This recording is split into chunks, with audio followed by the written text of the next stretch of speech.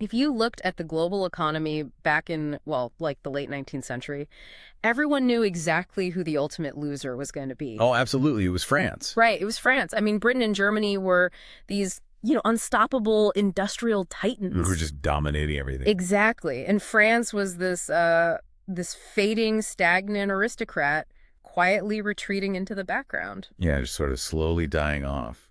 At least, that is the story that economists and historians have confidently told for an entire century. But what if I told you that a massive trove of hidden microscopic trade data proves that accepted history is just a complete fabrication? I mean, it really forces us to rethink literally everything we thought we knew about how nations actually survive. Welcome to today's deep dive. We are digging into an incredible piece of research that, frankly, is going to slap you right in the face. It really is. Because whether you're a business leader looking at today's crazy supply chains or just someone fascinated by how empires really work behind the scenes, this is going to shatter your assumptions. And just a quick reminder for you listening, we are purely looking at the data and the historical records provided in our sources today. Right. Impartially examining the choices made back then without endorsing any modern political viewpoints. Exactly. So let's set the stage. I've always read that France was just failing to keep up. Oh, that was the conventional wisdom. They were too slow to adopt new tech, their factories were too small, and they were inevitably marching toward deindustrialization. The history books always diagnosed the French economy as basically flatlining by 1910. Well, the statistics from the era certainly painted a pretty grim picture on the Yeah, surface. what were people looking at? So if you look at industrial labor productivity, by 1910, French workers were supposedly producing only about 80% of what a British or German worker could produce in a single day. Wow, only 80%? Yeah. And their share of global markets was visibly shrinking. I mean, in 1865, France held a very respectable 16% of all world exports. Okay, that's solid. But by the time we get to 1913, right before the First World War, that number had plummeted to just 7%. So if I'm a French politician looking at those numbers, I'm panicking. Oh, full-blown panic. Half your market share is just gone. And my workers are 20% less efficient than the guys right across the English Channel. It looks like an economy in terminal decline. It really does. But here's the thing that never quite made sense to me. If the numbers were truly that disastrous, why didn't the French economy just completely buckle? That's the million-dollar question. Because the British Empire at this point is a globe-spanning juggernaut. If France was genuinely failing that badly, they should have been economically wiped off the map. And that glaring paradox is exactly what sparked the research we're diving into today. Right. A brilliant team of economists, Stéphane Becuwe, Bertrand Blancheton, and Christopher Meissner, they published a massive study back in 2015. And they looked at this narrative of a dying economy and realized, wait, this simply doesn't match the reality of France's survival. Exactly. Because France didn't collapse. Their GDP per capita continued to grow. They actually transitioned into modern economic growth, and they maintained a huge global trade footprint. Which means the baseline narrative has to be wrong. There had to be some, hidden mechanism keeping them afloat. And there was. What these researchers discovered completely upends our understanding of how great powers navigate the chaotic waters of globalization. So what was the secret? They found that between 1860 and the start of World War I, France didn't just hang on for dear life, they fundamentally mutated. Mutated how? They actively, aggressively expanded the sheer variety of goods they sold to the world. Oh, wow. So they weren't trying to match Britain's volume or build bigger steel mills than Germany? No, not at all. They just started selling a chaotic array of different things. They diversified their export portfolio on a scale that nobody fully appreciated until this new data came to light. That's wild. It proves that economic survival in a rapidly industrializing world isn't always about being the absolute biggest. Right. Or having the most brutal, highly optimized assembly line. Sometimes survival is purely about adaptability. But how do you prove an economic shift that generations of historians somehow just completely missed? Right. Like, where is the proof? Yeah, if it's not in the history books or the letters of the politicians, where do you find it? You have to go to the raw, unedited ledgers. The actual receipts. Literally. The researchers bypassed the political rhetoric entirely and went straight to the customs houses. Okay. They utilized this thing called the Tableau Général du Commerce de la France, which is this incredibly comprehensive annual accounting of French foreign trade. I'm picturing like mountains of dusty, leather-bound books filled with quill pen cursive. Yeah, that's essentially what it is. Yeah. And the sheer scale of the historical recovery effort here is just staggering. I bet. They didn't just look at a few years. They digitized millions of individual data points covering an entire century. Millions. From 1836 all the way to 1938. Wow. We're talking about tracking 107 specific import categories and 135 export categories year over agonizing year for over 100 years. That is a massive undertaking. But I want to pause on the methodology for a second. Sure. Because I noticed the researchers were incredibly strict about only tracking what they called special commerce. Yes, that's crucial. Why does that matter? Like, why not just look at all the ships leaving French ports? Because looking at all the ships would give you a massive illusion. That broader category is called general commerce. Okay, what's the difference? Think of it this way. Say a massive shipment of spices arrives in Marseille from India, and then it's immediately loaded onto a train headed for Germany. Right. That shipment gets recorded as a French import and a French export in general commerce. Oh, I see. But it didn't actually impact the French domestic economy. French workers didn't make the spice, and French citizens didn't consume it. It was just passing through. It artificially inflates how busy the economy looks. Precisely. If you want to take the true pulse of an economy, you have to strip away the transit noise. Right. Special commerce isolates the goods that were actually consumed by French citizens and the goods that were actually manufactured by French hands for the outside world. So it's the unfiltered reality. It is the absolute unfiltered reality of their economic heartbeat. It's like judging someone's financial health, right? Yeah. You can't just look at the money moving back and forth between their checking and savings No, account. you'd get a totally wrong idea. You need their actual itemized bank statements to see what they're actually producing and consuming. Exactly. And when these researchers finally got a clear look at those 19th century receipts, what did they see? Well, the first thing the data reveals is a nation staring into the abyss. Really? Yeah. If you apply traditional economic theory to France in the mid-19th century, they were walking straight into a slaughterhouse. You're talking about the threat of British mass production, right? Because Yes. Britain was the undisputed factory of the world at that point. The threat was existential. Let's look at it through the lens of traditional trade theory, specifically the Ricardian model of comparative advantage. Okay, David Ricardo. Right. He argued that nations should specialize in what they are relatively best at producing. Makes sense.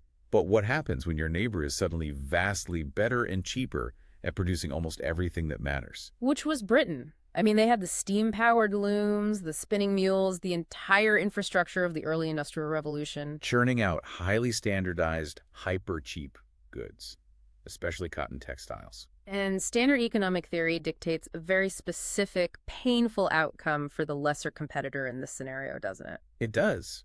If Britain has this overwhelming technological and price advantage in standardized manufacturing, theory says France shouldn't even try to compete directly. They just have to give up.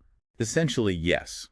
Theory says France will be forced to retreat. They must shrink their industrial base, hollow out their manufacturing, and retreat into a very narrow, highly concentrated range of specialized products where they might still hold some tiny marginal advantage. So if I'm a textile mill owner in France, I'm watching a tidal wave of cheap British cotton cross the English Channel, and I'm realizing I can never lower my prices enough to match them. Standard economics says my factory closes, my workers lose their jobs, and my entire industry gets wiped out. That was the theoretical destiny. That had to be terrifying. Why didn't they just try to build better, faster steam looms than the British? Some did try, but as a national strategy, it's a losing game. You are trying to beat the undisputed champion at their own game on their home turf when they have a massive head start in capital, coal, and infrastructure. You just can't win that fight. But here's the genius of the French response. They looked at the British tidal wave, and they didn't try to build a dam. Okay, what did they do? They built a luxury yacht and sailed right over it. Huh. I love that. They just refused to play by Britain's rules. They executed one of the most brilliant strategic pivots in economic history. They largely abandoned the mass market. Just walked away. If Britain was going to own the bottom of the market with cheap, standardized cotton, France decided to own the absolute top of the market. They targeted global wealth. So they leveraged what they already had, which was highly skilled labor and generations of artisanal tradition. Exactly. We're talking about the famous silk weavers of Lyon, the incredibly complex printed cottons coming out of Alsace, the high fashion, the jewelry, the luxury trinkets from Paris. It is a masterclass in market segmentation, decades before that term even existed in business school. Oh, absolutely. While Britain used mechanization to win a brutal war on price, Sure. France deployed skilled artisans to compete on prestige, quality, and aesthetics. If the UK was Walmart, France decided to become a boutique designer label. That's a perfect analogy. You can't beat them on volume, so you beat them on margin? Exactly. You have to remember the global context, too. The world was industrializing rapidly. Right. Newly formed nations, the expanding United States, the German states, they were all generating vast amounts of new wealth. And rich people want to buy nice things. Exactly. The rising global elite didn't want to wear the same cheap, scratchy British cotton as the working class. They wanted French luxury. They wanted to signal their status. So France dodged the industrial hollowing out by stepping completely off the battlefield and setting up shop in the VIP lounge. That is exactly what they did. But wait, if they executed this luxury pivot, focusing so heavily on high-end silk, fine wine, Parisian fashion, doesn't that mean standard economic theory was right? How do you mean? Well, the theory said they would have to retreat into a narrow, highly concentrated range of products to survive. That is the logical assumption. But when the researchers ran the actual digitized trade data through their models, it brutally contradicted that theory. Standard economics predicted that French exports would become highly concentrated. And to measure this, the economists used a specific tool. You mean the concentration tracker, the Herfindahl index? Yes, the Herfindahl index. Let's translate that for a second. It sounds incredibly academic, but the concept is actually pretty straightforward, isn't it? It's basically just a way to mathematically score how many eggs a country has in one basket. That's a great way to put it. Technically, it calculates concentration by squaring the market shares of every export category and summing them up. Okay, but what does the score actually tell us? All you really need to know is the scale. If a country's index score is very high, it means their entire economy relies on exporting just one or two major items. So all their eggs are in one basket. Right. If the score is near zero, it means their exports are incredibly diverse, spread out evenly across a huge multitude of different products. So if the luxury pivot theory holds true, we should see France's index score go up as they concentrate on their high-end specialties. And prior to the 1850s, that is exactly what the data showed. Okay. The index was high. France was behaving exactly as theory predicted, highly specialized, and relying heavily on a few key traditional items. But then, right around the mid-1850s, the bottom completely falls out of the index. It's a concentration crash. It plummets. It's a steep, undeniable dive on the graph. Wow. Which means, mathematically, that France didn't consolidate its economy. Instead, its export portfolio suddenly exploded with hundreds of new, wildly diverse items. So instead of retreating into a single safe corner, they suddenly started selling absolutely everything to everyone. The experts predicting concentration were dead wrong. But why then? What triggered this sudden explosive variety in the 1850s and 60s? Did French artisans suddenly invent 100 new industries overnight? No, the industries were already there. What changed wasn't French production. What changed was the world. The year 1860 is effectively year one of the first great wave of globalization. Because of the treaties. Specifically, the Cobden-Chevalier Treaty of 1860, signed between Britain and France. Right. It was a landmark free trade agreement that triggered a domino effect of similar treaties across Europe, violently slashing tariffs. But political treaties were only half the equation, right? Exactly. The physical world was shrinking. The death of distance. The expansion of the railway networks across Europe and the advent of the iron-hulled steamship fundamentally crushed the cost of physically moving goods over long distances. Okay, I want to make sure I'm connecting the dots here. So you're saying that the explosion of French export diversity wasn't because France became suddenly more innovative? Not at all. It was literally just that shipping got so incredibly cheap and tariffs got so low that a bunch of obscure products they were already making for local villages could suddenly be put on a boat and sold in America for a profit. That is precisely what happened. That's crazy. The researchers refer to these as fringe products. Think about a regional French cheese or a specific type of locally carved wooden furniture, or specialized farm tool. Stuff they always had. France had always produced these items. But previously, the astronomical cost of horse-drawn transport, combined with high international tariffs, meant you could never competitively sell that cheese or that chair in London or New York. Right. The shipping cost would double the price of the item before it even arrived. It was locked securely inside the domestic market. Hmm. But the moment the friction of distance and the friction of taxes were simultaneously removed in the 1860s, this vast hidden array of diverse French products instantly became globally viable. They just flooded the world. It was a massive, unexpected dividend of early globalization. That is fascinating. So they look incredibly resilient and dynamic on paper. They do. But as I look through the outline of this research, this massive diversification of exports was actually hiding a really terrifying internal shift, wasn't it? It was. Because while they were selling a wider variety of things, the actual core engine of their economy was quietly shrinking. It's a striking paradox in the data. You have to look at the proportion of manufactured goods compared to everything else they were selling. In 1846, traditional manufactured goods made up a massive 73% of all French exports.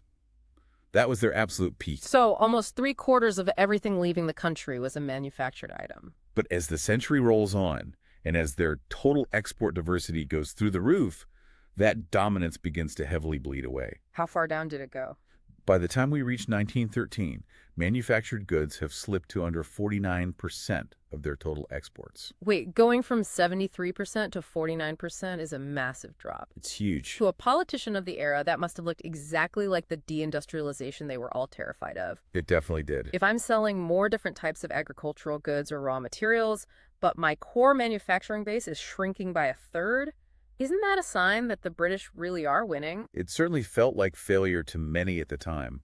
But the researchers argue this wasn't the death of French industry. It was a profound metamorphosis. A metamorphosis. The old pillars were crumbling, yes, but the overall economy was adapting to a changing global division of labor. How so? Because as global trade opened up, France was discovering that its true comparative advantage wasn't purely in basic manufacturing anymore. It was a complex evolution of a maturing economy trying to find its optimal footing. Okay. And this transformation actually revealed a hidden law of human wealth that economists are still studying today. This is one of my absolute favorite parts of the whole deep dive. It's so interesting. Because the data from the 1800s proves this unbreakable rule about how wealth changes behavior. And it has to do with how a country's GDP correlates with what they export. Right. The researchers mapped France's export concentration index directly against the country's rising per capita GDP over the course of the century. And what did they find? They found a perfectly clear, nonlinear relationship. Okay, nonlinear relationship sounds a bit dry. Let's break down what that actually means for a regular person living through it. It basically means that poverty forces focus while wealth buys variety. Wealth buys variety. I like that. As the average wealth of a French citizen grew from roughly $1,500 up toward the $3,000 mark, measured in standard historical dollars, the country's export concentration completely collapsed. So the richer the nation became, the wider its industrial net was cast. Exactly. It makes total intuitive sense if you just apply it to everyday human behavior. Right. Think about an individual. Think about a broke college student. When you have zero money, your diet has absolutely no diversification. None. You buy rice, you buy beans, maybe some cheap ramen.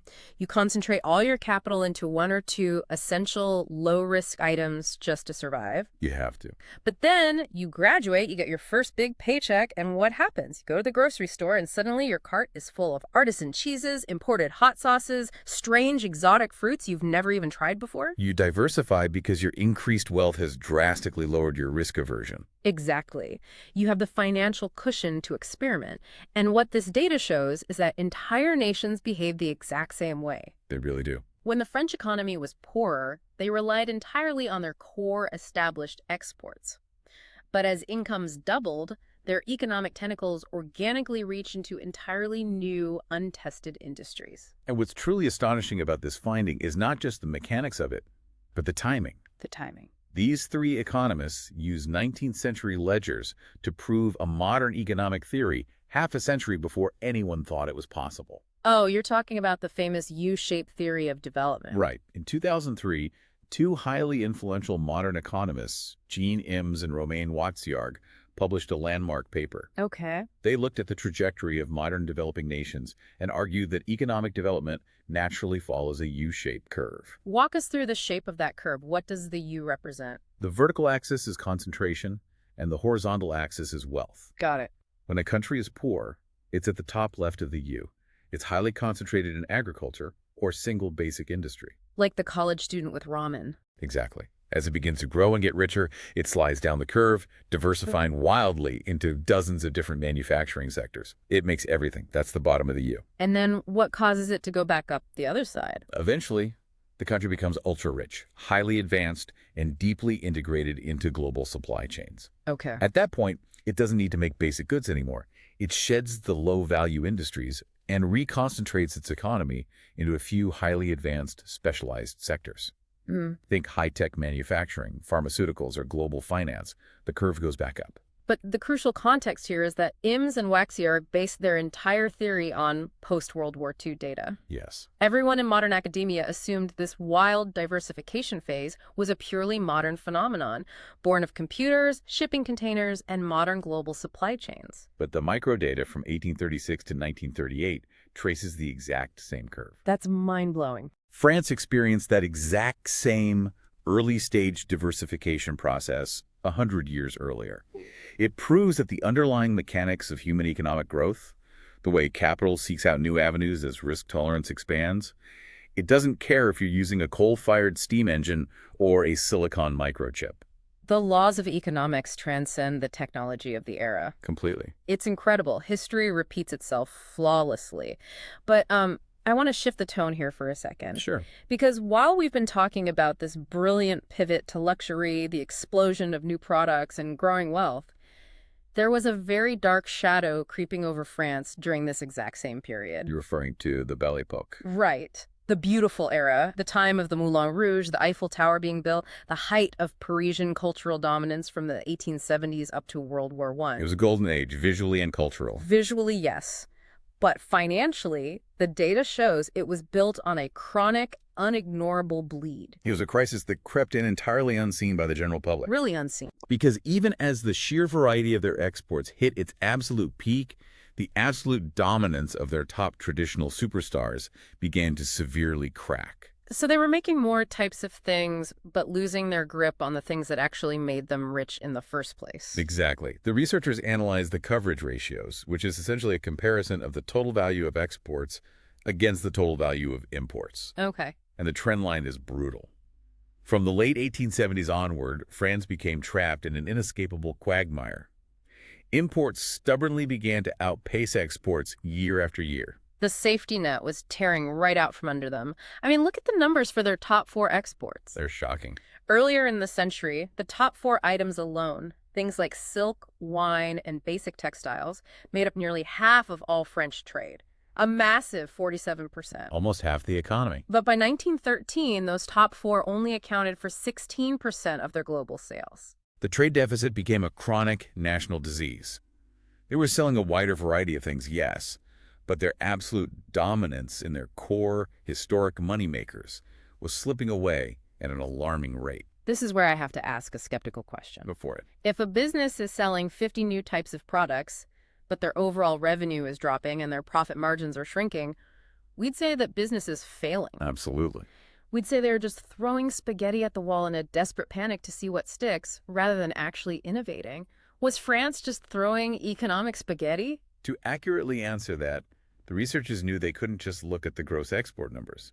Gross export numbers are notorious liars. Wait, why do gross numbers lie? If I sell $100 million worth of stuff, isn't that a hard fact? It's a fact, but it completely lacks context. How so? Gross numbers don't account for what you are simultaneously importing to make those goods. To find out if France was actually failing or just evolving, the researchers had to use a special kind of economic X-ray to strip away the noise of the trade deficit. Okay, they use a tool called the Lafay Index. Let's unpack this carefully because it's the key to understanding the whole illusion here. It is. How does the Lafay Index work? And why is it better than just looking at the total sales ledger? Think of the Lafay Index as a true competitiveness tracker. It's a mathematical tool designed to isolate a country's pure comparative advantage by aggressively filtering out 2 things. Which are? the overall macroeconomic trade deficit, and the realities of intra-industry trade. Okay, give me a concrete example of inter-industry trade so I can visualize this. Let's say France exports $100 million worth of beautifully finished cotton shirts to the world. Nice shirts. On paper, their cotton export industry looks like a massive powerhouse. But what if we look at the import ledger and we see that France simultaneously imported $90 million worth of raw cotton and basic thread just to manufacture those shirts? So they only actually added $10 million of true value. Exactly. The gross export number of 100 million looks huge, but their true competitive advantage in the cotton supply chain is actually quite thin. Right. Now, add on top of that the fact that the entire nation is running a massive overall trade deficit. The Lafay Index mathematically adjusts for both of these factors. It cuts through the BS. It cuts out the illusions of imported raw materials and national deficits to show you exactly where a country's lifeblood truly pumps. So when these economists ran 100 years of French data through this Lafay Index X-ray, what did it reveal? After all this massive diversification, all these new fringe products flooding the globe, what was actually keeping the empire afloat? The revelation is honestly shocking. Despite all the hundreds of new diverse products hitting the market, the X-ray proved that France's only real deep structural strength was still deeply tethered to the exact same traditional goods they had been making for 50 years. It's the tech company analogy. Yes, tell that one. Imagine a massive legacy tech company today. Every year, they hold a flashy press conference to announce 50 new products, a new smartwatch, a VR headset, a social media app, a smart coaster. Right, they look super innovative. They look incredibly diverse. Yeah. But when you bypass the PR and look at their actual balance sheet, you realize all the new products operate at a total loss. The only thing actually keeping the lights on, the only thing paying the bills, is the enterprise server software they built 20 years ago. That is a remarkably accurate way to view the 19th century French economy. Really? The diversity was real on the surface, but the true comparative advantage, the deep structural strength that anchored the entire nation, was heavily concentrated in the past. And the absolute undisputed king of that past, the anchor keeping the entire ship from sinking. It was a single fabric, coming largely from a single city. We are talking about the absolute mythic dominance of French silk and the legend of Lyon. Silk. While the rest of the world is building steel mills and laying transcontinental railroads, France's greatest weapon is a luxury fabric. And it was a phenomenally powerful weapon. Even as the industrial titans of Germany and America rose up, this single traditional luxury item defied economic gravity. How high was its score? In the 1850s, silk's competitiveness score on the Lafay Index was astronomically high. It scored a 10. To put that in perspective, anything above a 0 indicates an advantage. A 10 is off the charts. It's utter global domination. The city of Lyon alone controlled 2/3 of the entire global export market for silk. 2/3. It is a staggering level of monopoly achieved through pure, unadulterated prestige. They didn't even attempt to compete on price. They survived the chaotic global storms strictly on their ironclad reputation for extreme quality and artistic perfection. It reminds me of a master watchmaker in Switzerland who completely ignores the invention of the digital watch. Yeah. Everyone else in the world is suddenly churning out cheap, mass-produced plastic quartz watches for $2. But the master watchmaker just scoffs, stays in his workshop, and keeps making diamond-encrusted mechanical masterpieces. And the global elites just keep buying them, no matter the price. That strategy worked brilliantly for a time.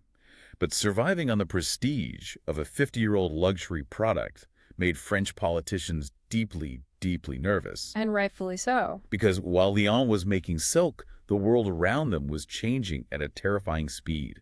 By the time we reached the 1880s, the global market had become chaotic, cutthroat, and highly volatile. And fear makes people do terrible things. Which brings us to the moment the French Empire slammed on the brakes. As global competition intensified, agricultural prices began to crash. Cheap American grain was flooding Europe. Oh, that's bad news for farmers. French farmers and traditional artisans were facing ruin. The politicians were faced with a brutal choice. What were their options? They could endure the immense pain of innovation, allowing old, uncompetitive industries to die while painfully retraining their workforce for new ones. Or they could panic. And they chose panic. They decided you can't compete with the flood, so they tried to build a massive wall to keep the water out. We see a fierce, massive, protectionist backlash sweep through French politics in the 1880s. It culminated in the infamous Meissner tariff of 1892. How big was the tariff? In a matter of years, the average import tariffs essentially doubled, jumping from around 6.5% up to 11.5%. That is a massive tax increase on global trade. They actively chose to kill their own progress. They traded their long-term economic future for immediate political survival. Well, we have to look at the raw mechanics of this choice objectively. The government was staring down the barrel of mass social unrest. Sure. The agricultural base in France was huge. If those farmers go bankrupt, you don't just get an economic recession, you get riots in the streets of Paris. The politicians calculated that they had to insulate these traditional workers from the violent shocks of the global market. But walls are a double-edged sword, right? They might keep the cheap American grain out, but they also lock your own people inside. Exactly. And there is a brutal truth hidden in the econometrics of this study. The protectionism didn't actually save the French economy, it paralyzed it. To prove this, the researchers used some very advanced statistical models. Specifically, they utilized Blundell-Bond system GMM dynamic panel regressions. Okay, I have to stop you there. Yeah, it's a mouthful. Dynamic panel regression sounds like a phrase designed to put people to sleep. Let's explain why they had to use a complex model instead of just looking at a simple graph. What does this math actually do? It solves the classic problem of the chicken and the egg.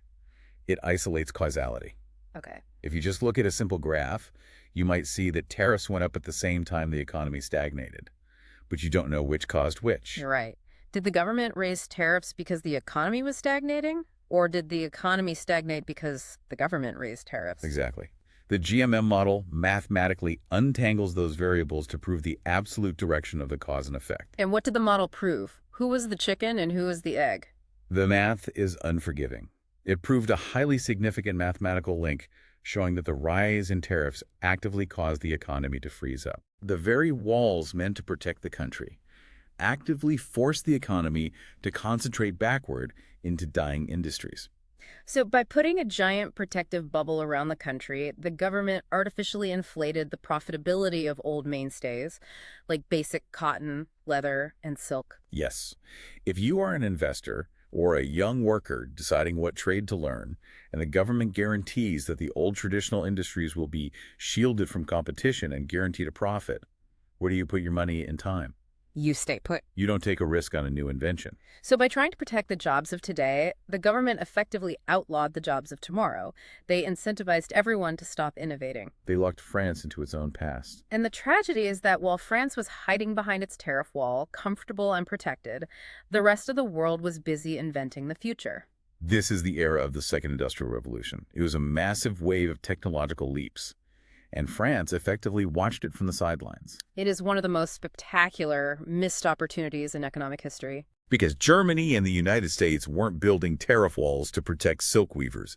They were out there conquering the globe with internal combustion engines, the widespread application of electricity, and advanced chemical engineering. If you contrast the export matrices of the great powers in 1913, the divergence is shocking. It's night and day. Look at Germany's exports. The arrows are pointing heavily toward mechanical engineering, heavy machinery, and electrical dominance. Switzerland is rapidly mastering the new chemical industries, but France is circled tightly around the exact same silk, wool, wine, and trinkets they were selling 50 years prior. They successfully saved their current jobs, but they permanently lost their ticket to the modern age. Yeah. There are devastating long-term consequences to missing the boat on a technological revolution simply because your domestic market is kept artificially comfortable. Your workforce doesn't develop the new skills, your universities don't research the new sciences, and your infrastructure isn't upgraded for the new realities. This artificial comfort created a severe economic disease that the researchers identify. They call it stickiness. Stickiness. And I find this concept fascinating. How do economists actually test an economy to see if it has lost its ability to adapt? The researchers ran a specific analysis across the entire century of data based on methods pioneered by economists Pavitt and Cantwell. We can just call it the stickiness test. Okay. They were looking to measure the stability of a country's comparative advantages.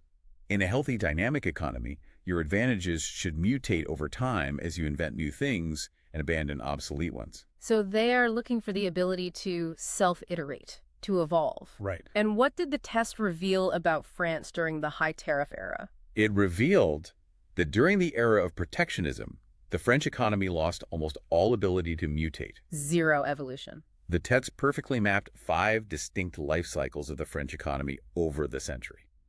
Pre-1860, when tariffs were high, the economy was sticky and frozen. Then what happened? Then from 1860 to the 1880s, during the free trade era, the stickiness vanished. The economy was highly dynamic, evolving and exploring new markets. But then post-1880s. When the Meissner tariff and heavy protectionism returned, the test shows the economy immediately froze up again. It became completely sticky. Because when you protect an industry from the threat of death, it stops trying to improve. It's exactly like evolutionary biology. How so? If you take a wild animal and put it in a zoo where it's fed at the exact same time every single day, the temperature is controlled, and it has absolutely no predators to run from, it starts evolving. It loses its survival instincts entirely. The French economy essentially became a zoo animal. And the danger of becoming a zoo animal is that eventually the walls of the zoo might break down. And the ultimate predators arrive in the form of the 20th century. The 20th century didn't just knock on the door, it blew the entire house down. You have the absolute devastation of World War I artillery shattering the continent, ripping apart the workforce and the infrastructure. Followed closely by the 1920s, which brought wild, uncontrollable exchange rate storms. Currency crashes violently shook the global market. The old certainties were completely destroyed. Right. But the true tragedy, the ultimate proof of the stickiness disease, is how France reacted when the Great Depression hit in the 1930s. They ran right back to the exact same failed playbook. Instinctively. As the Depression struck, extreme protectionism returned. The government built the tariff walls even higher, retreated into their colonial empire for guaranteed trade, and completely isolated themselves.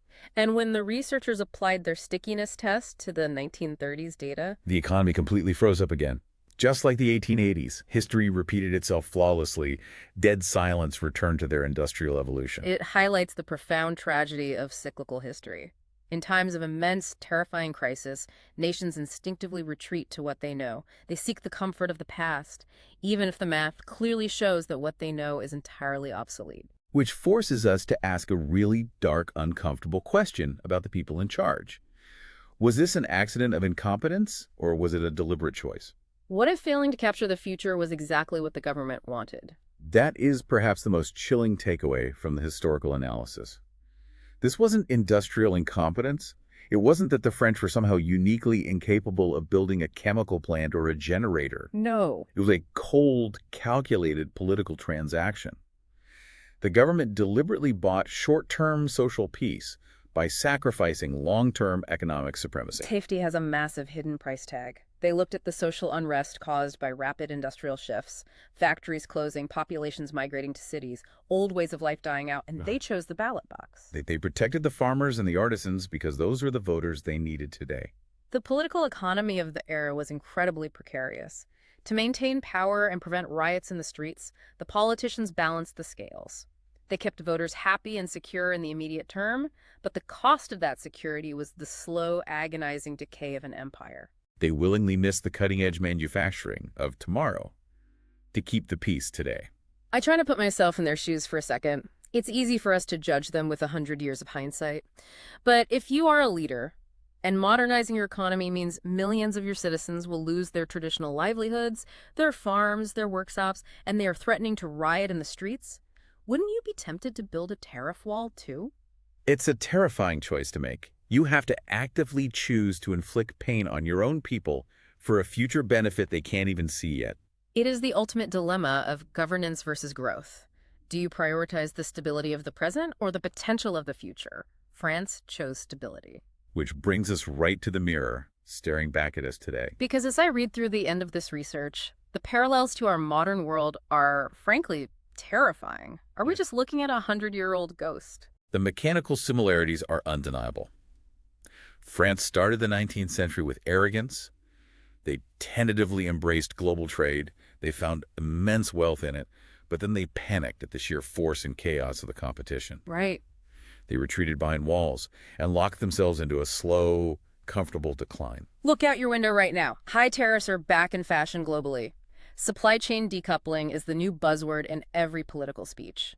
The cry for social stability and the protection of domestic jobs over global integration is deafening. The underlying mechanics of globalization, competition, and protectionism haven't fundamentally changed in a century.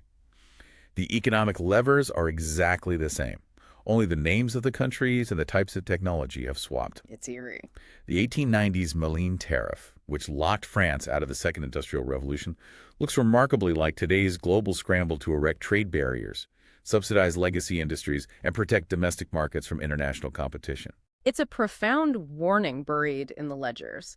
The data shows that as countries grow wealthy, they often hold on to what the researchers identified as ghost industries. Ghost industry. Old exports, old ways of doing things that they no longer have a true raw advantage in.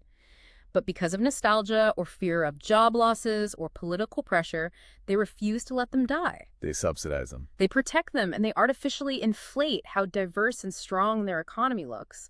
They build a facade of strength until reality finally catches up. And as the French data from the 1930s proves, reality always inevitably catches up. You cannot legislate away comparative advantage forever. So as we wrap up this deep dive into the 19th century ledgers, I want to leave you with a thought directly inspired by this data. Look at the economy around you right now, wherever you live. Think about the news headlines, the political promises about bringing back old jobs, the calls to protect our industries from foreign competition. How many of our own industries right now are actually ghosts? That's a great question. How much of our economy is kept alive purely by fear and government walls, actively stopping us from investing in whatever comes next? In the face of a changing world, are we building yachts to sail over the flood, or are we just building walls to delay the inevitable? Thank you for joining us as we unpack this incredible piece of history, and as always, keep questioning the accepted narratives.